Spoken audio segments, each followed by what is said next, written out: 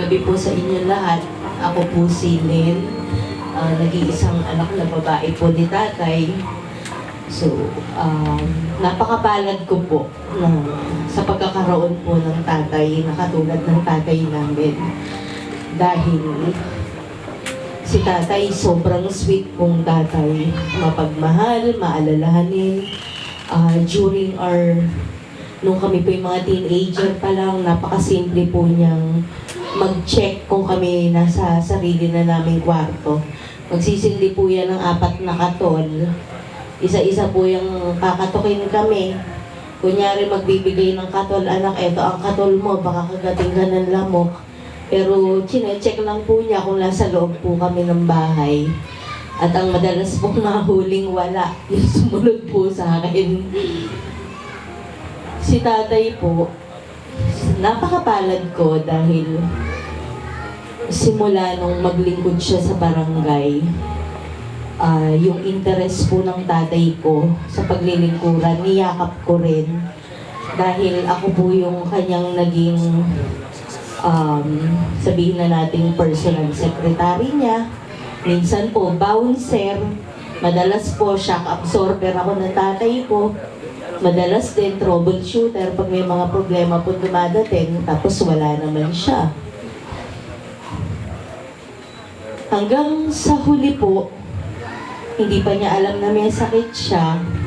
Nagdeklara po siyang tatakbo daw ulit. So, sa amin pong pamilya, dahil nga po maigsi na lang yung oras, napakalawak po ng aming reservation.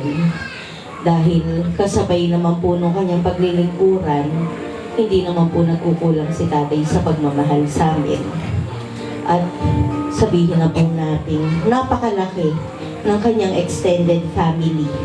Dahil ilang barangay po yung inabsorb ni tatay para po malipat dito sa relocation site. Siguro po,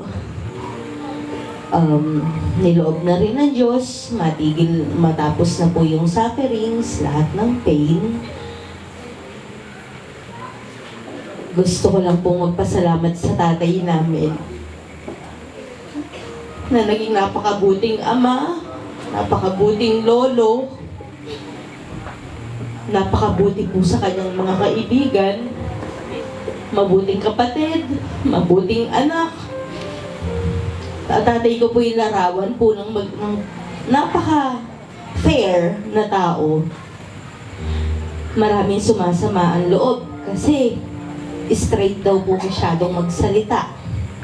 Si tatay ko po truth hurts. Hindi po niya kayo bobolahin ng magagandang bagay para marinig niyo yung gusto niyo lang marinig. Maririnig niyo po sa tatay ko kung ano ang totoo, kasi doon kayo matututo.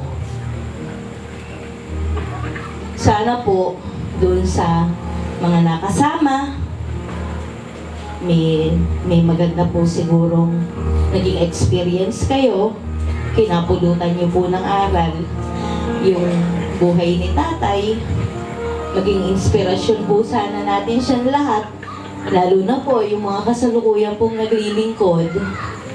At sasamantalin ko na rin po yung pasasalamat sa pakikiramay ninyo, sa pakikiisa po ninyo sa pamilya namin, sa pagdadalamhati. Tay, mahal na mahal kita.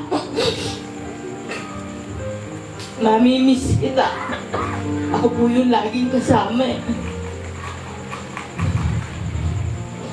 At maiiwan po kami na patuloy na magmamahalan, hindi namin pababayaan ng isa't isa. Yun po yung tinuro ng tatay ko. Siguro po pundasyon ng pamilya namin na maging itinuro din niya, maging matatag kami para sa isa't isa, magmahalan. Tulungan kung sino yung mahina. Akayin yung mahina.